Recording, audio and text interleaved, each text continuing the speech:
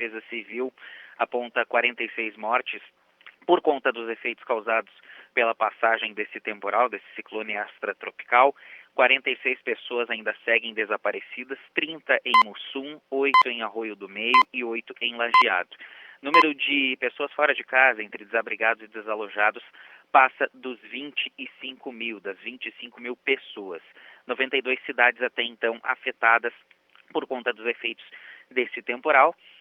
Nesse anúncio, na vinda desses ministros e também do presidente em exercício Geraldo Alckmin ao Vale do Taquari, o governo federal anunciou 741 milhões de reais em recursos do governo federal destinadas às cidades atingidas pelo ciclone. Esse anúncio que foi realizado pelo presidente em exercício na Universidade do Vale do Taquari, onde houve a reunião de Alckmin com prefeitos locais, ministros e também o governador Eduardo Leite. A maior parte desse recurso, desses 741 milhões de reais, vai ser por meio dos ministérios. Só para listar aqui direitinho, 195 milhões destinados para a construção de moradias, 185 milhões de reais destinados à ajuda humanitária, reconstrução dos municípios. Para o programa de aquisição de alimentos, 125 milhões de reais e também 116 milhões de reais para o Ministério dos Transportes, que vai fazer a reconstrução de um dos pontos afetados por esses efeitos da chuva, que é o ponto de uma rodovia que passa pelo Rio das Antas, que acabou causando estragos em uma ponte na cidade de São Marcos, e também 80 milhões de reais pelo Ministério da Saúde, que vai utilizar esse dinheiro para reconstruir unidades de saúde nessas cidades mais afetadas, para manter um hospital de campanha que foi instalado nesse final de semana em Roca Salles, um dos municípios mais atingidos, e também manter a Força Nacional de Saúde atuando nestas regiões. Será liberado também um valor de até R$ 6.220 como saque do FGTS para essas pessoas atingidas diretamente pelas chuvas. Felipe, a gente tem aqui uma manifestação do presidente em exercício Geraldo Alckmin, que destacou as 3 prioridades para este período pós-tragédia. Vamos ouvir Geraldo Alckmin.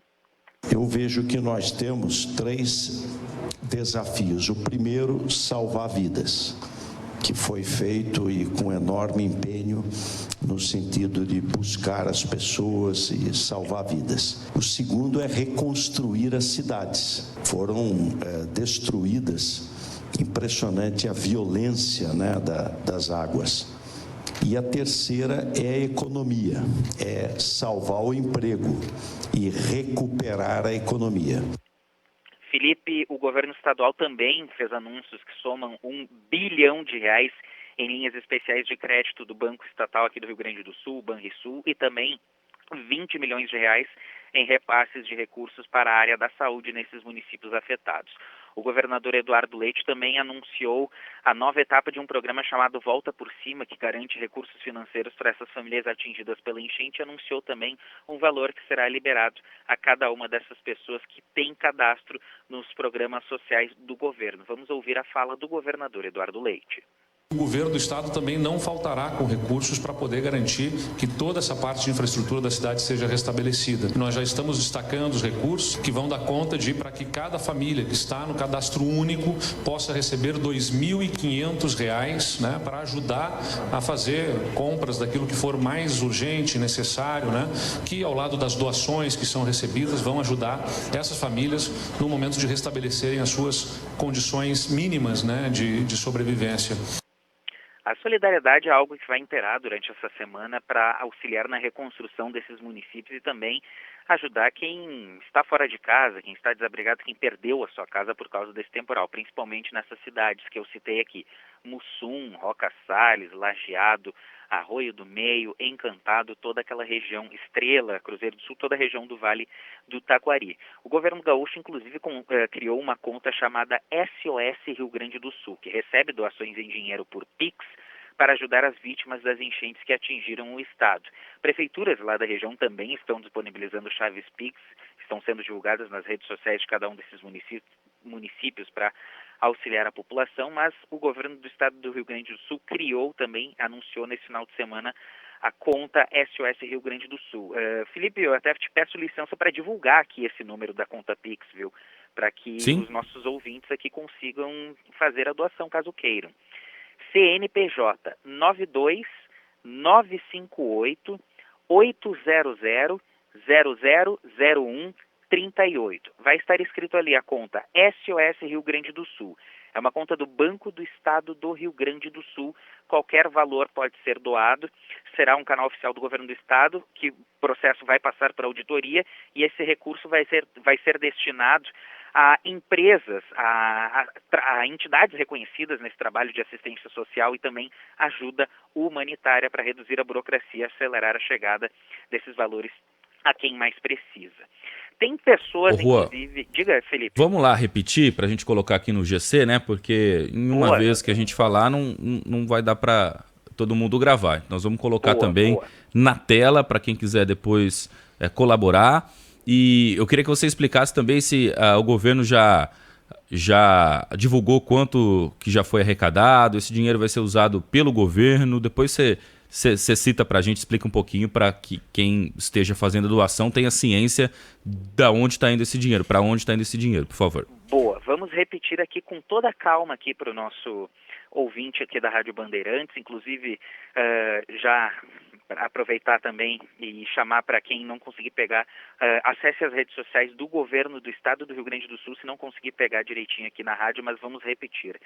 CNPJ 92 958 800 0001 38. É o CNPJ do governo do estado nessa conta bancária que está recebendo doações em valores de pessoas e empresas que desejam repassar recursos para auxiliar essas vítimas das enchentes no Rio Grande do Sul. Todo esse processo vai passar por auditoria, repetindo aqui, é uma conta do Banco do Estado do Rio Grande do Sul, os valores vão ser repassados e também geridos em parceria com algumas entidades que têm reconhecimento no trabalho de assistência social e ajuda humanitária. Podem ser feitas doações de qualquer valor. O governo do Estado ainda não divulgou um valor parcial de quanto que já chegou nesta conta, mas a promessa é de que esse relatório seja feito ainda durante a semana para que tenha toda a transparência possível, porque além desses recursos estatais, governamentais já repassados, estará aberta essa conta de Pix de maneira permanente para que essas doações em dinheiro sejam realizadas. Por isso, então, que o governo do estado disse, teremos essa transparência, esse processo de auditoria. E eles reforçam, né, Felipe, esses objetos que mais são necessitados lá naquela região. Kits de higiene pessoal, luvas e botas de borracha, baldes, panos, vassouras, rodos, escovas de limpeza e também outros kits de limpeza para que esses voluntários consigam auxiliar na limpeza. Felipe, inclusive eu tenho aqui alguns relatos de pessoas que estão auxiliando nesse processo de busca e também algumas pessoas que continuaram a contar as suas histórias, relatos que passaram durante esses dias de temporal. Nesse fim de semana, inclusive, moradores e voluntários se reuniram em Mussum para fazer a limpeza das ruas e também das casas invadidas pela água. E a gente tem o relato da estudante Isadora Bassani. Vamos ouvi-la.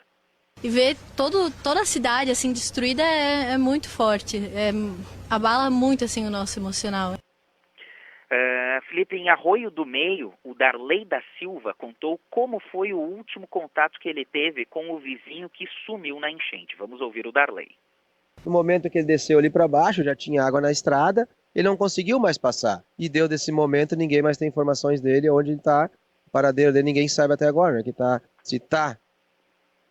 No sábado, parte das vítimas de Mussum foi velada em Vespasiano Correia, cidade que fica vizinha e que acabou não sendo afetada por ter uma altitude maior. Vamos ouvi-lo. Tá todo mundo com o coração partido, né? Porque são pessoas super conhecidas da gente. É a sensação de tristeza, impotência, de não conseguir controlar e não poder fazer nada. Esses foram alguns relatos de pessoas que estiveram presentes nesse velório coletivo. Acabei não falando antes de chamar aqui esses áudios, mas essas pessoas estiveram presentes lá na cidade de Vespasiano Correia, que a prefeitura, inclusive, estava reunindo alguns voluntários para encaminhar depois a Mussum, e é o que está sendo feito. Voluntários vão a essas cidades, pegam ônibus em direção a Mussum e Roca Salles e auxiliam nessa limpeza.